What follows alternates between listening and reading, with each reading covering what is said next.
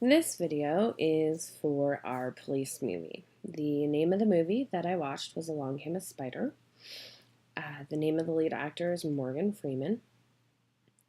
The first example I have is Alex Cross, played by Morgan Freeman, was called by the villain of the story, Gary Sanji, to taunt him about kidnapping a little girl. Cross immediately began recording the conversation, which during the conversation, Sanji revealed that he had left something for Cross in the mailbox. Now, Cross can record the conversation because only one person has to be aware that a conversation is being recorded for it to be admissible. Cross then found the little girl's sneaker in the mailbox. Cross retained procedural law by maintaining chain of custody of the sneaker and recording the telephone conversation. He also promptly went to the hub of the investigation, which was ran at the time by the FBI, with Secret Service there because the little girl that was kidnapped was the daughter of a senator. He went there to hand over the evidence and ultimately help in the investigation. This all follows the rules of evidence. My second example is while the task force, mainly Cross, was trying to profile Sanji's classroom, he found a link to a video camera at another location within another picture. At this point in the movie, we are assuming that it's Sanji's residence. With looking around the room and zooming in on key points such as files, pictures, and ultimately a mirror, they were able to see a prescription bottle with the name that they assume is Sanji's real name.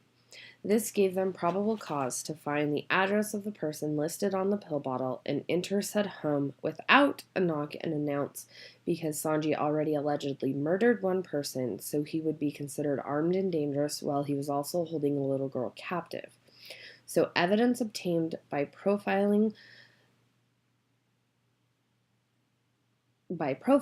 led the task force with probable cause to enter the home for a search with a warrant and allows them to enter without announcing in hopes of finding the little girl. Near the end of the movie, Sanji and Cross are sitting in the same room together, which Sanji actually busted into.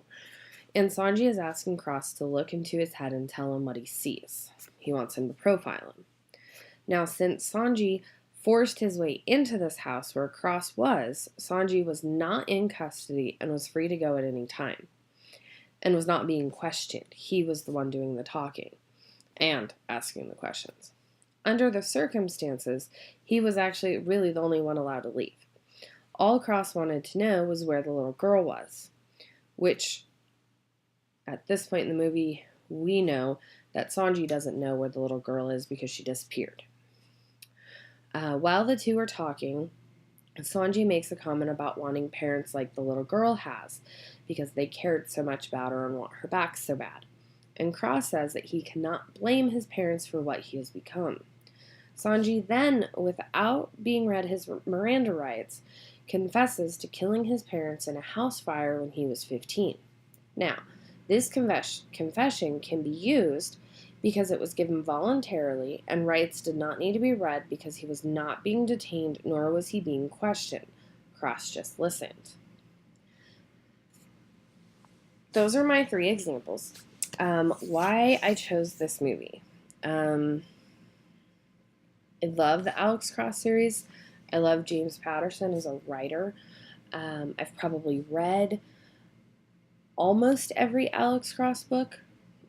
Some of the newer ones, they've gotten a little boring, so I don't read them as much as, say, the first 15 of them. He's a great character. He's a great profiler. The way he goes about solving crimes and finding out the truth is just interesting and captivating. So mainly I chose the movie because I love the book. I love the writer of the books, and Morgan Freeman portrays Cross not necessarily as I pictured him in the book, but very much to the character that the book portrayed him, or has portrayed him to be. So that is my cop movie. Thank you very much.